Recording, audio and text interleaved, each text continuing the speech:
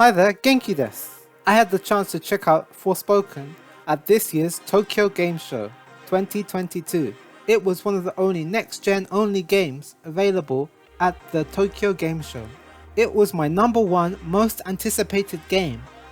Don't forget to like and subscribe to help support the channel.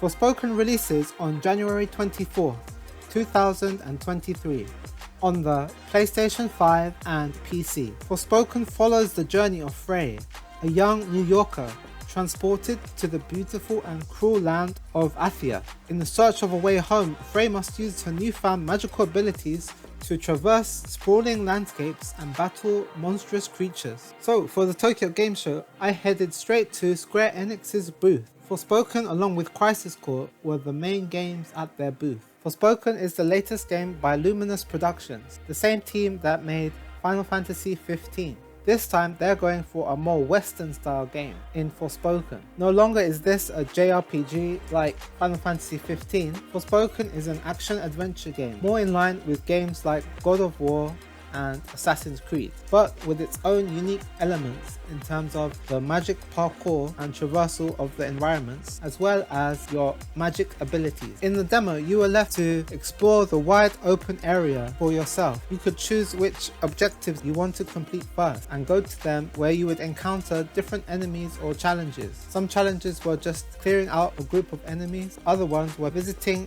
locations and picking up new abilities. The combat in Forspoken was really stylish and animations looked really cool, especially the particle effects. There was one point where a really cool rock formation shield appeared around you to block incoming attacks. It looked super awesome.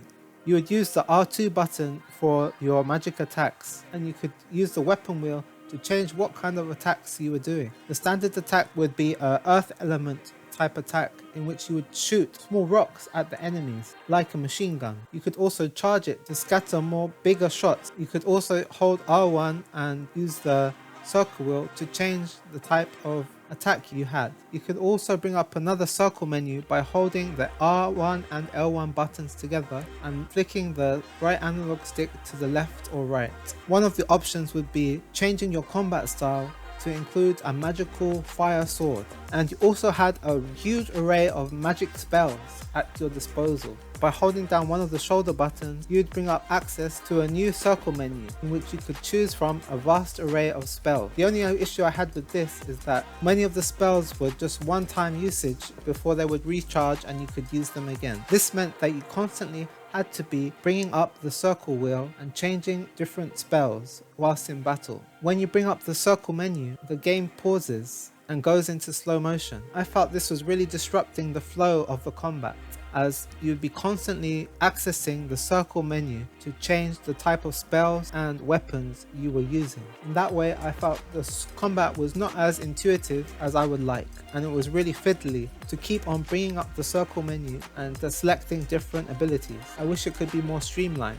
It looked amazing, but I was really struggling with the controls. I only played half an hour, so maybe it takes more time to get used to. Another issue I had was the enemy type. The standard enemy is like an infected human character who is kind of zombie-like. I really disliked these enemies from the first time I ever saw them in the Forspoken gameplay trailer, where they were running at you with their arms flailing in the air. I thought these enemies looked terrible, and fighting them is even less fun. They were like fodder and really not fun to take out. The other beasts in the game, like the deers, and on the bridge you also fight a boss-like armored knight enemy. I thought they were really fun to fight, but the standard zombie-like enemies, yeah, I just didn't find them fun at all. So while the combat looked super amazing and the effects looked super stylish, the way it controls was not so intuitive. Another issue was the traversal of the open world. You would enable the magical parkour by holding down the circle button whilst you are moving throughout the environment. The animations were very fluid and cool looking, but I didn't feel they were that interactive.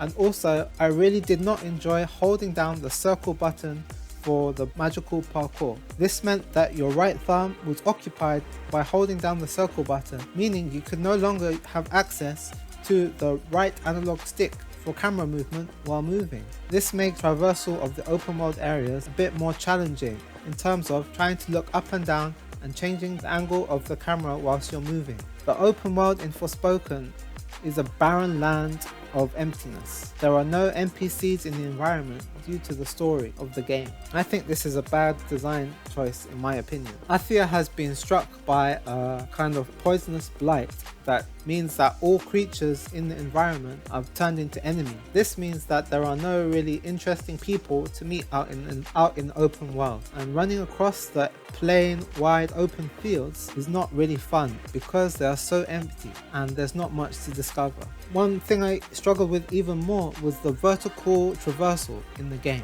When you approach a watchtower, Frey in the demo could not run up to the top of the watchtower or climb it. Her magical parkour was quite limited in terms of vertical traversal. Even worse when you reach a tall mountainside or wall. There's no way to climb it. You would have to find these magical red glowing rock which could be used as hookshot points. Frey would whip out a magical lasso that would hookshot towards these magical rock points, in which you could connect and climb up using the square button. One problem I had with this is when you hold down the square button, you have to start aiming with the left analog stick. I thought switching the camera aim to the left analog stick was quite jarring and takes some time to get used to. So it was quite hard to continuously latch on to these red glowing rock points whilst holding the square button and aiming with the left analog stick.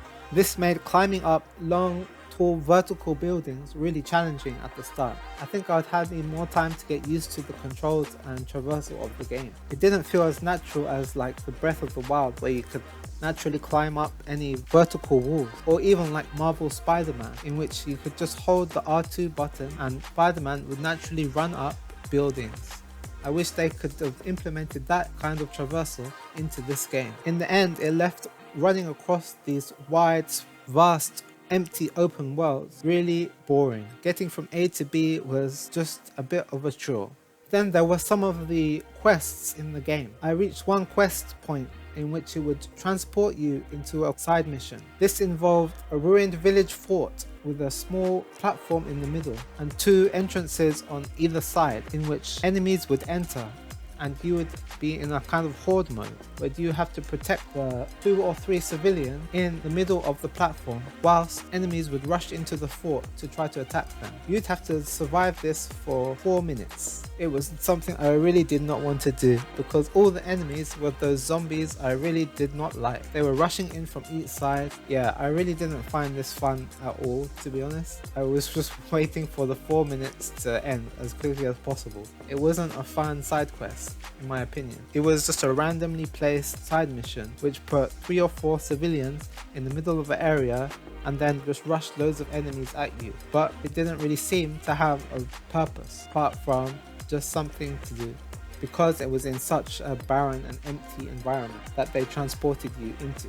There was one part where you'd have to go into this marsh area, then Frey would sink down into the water in a cool cutscene and gain a new ability. I thought the animation for that was really cool, and you could really feel, oh, in terms of visuals, this is really a next gen game. Apart from that, I was struggling to find how next gen this game really was.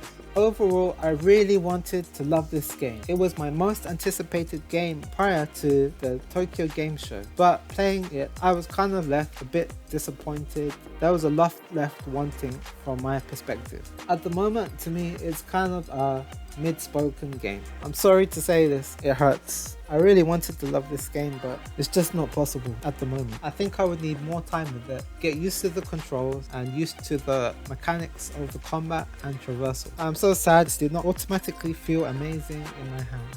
In the end, Forspoken was a game I was super looking forward to, but getting my hands on with it left me with a lot of unanswered questions. I really didn't like some of the controls and some of the enemy types, but I hope the full game will have more variety and more things to do in the open world. At the moment it is really empty and you can really feel it. I feel the game is kind of lacking some direction or vision. It seems like it's a combination between Western writers and Japanese developers, and they are also trying a new type of AAA action adventure game that they have not done before. I think there's a lot of growing pains you can see in the demo so far. The game was already delayed twice so it hasn't had the most smooth development. I really hope that the full game previews much better than what I got to play so far. Many other people are really enjoying the combat, so I think they had a lot more time to get used to it and let it click for them. For me, just playing 30 minutes, it didn't click as much as I would hope. So I think this game is kind of a mix of vision and a mixed up direction. I hope Square Enix can focus more on the Japanese side of their games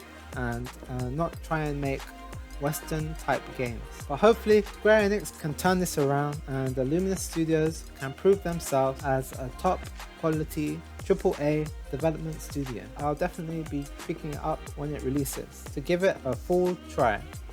Thank you so much for watching this video. Like, subscribe, and I'll see you in the next one. Ja ne!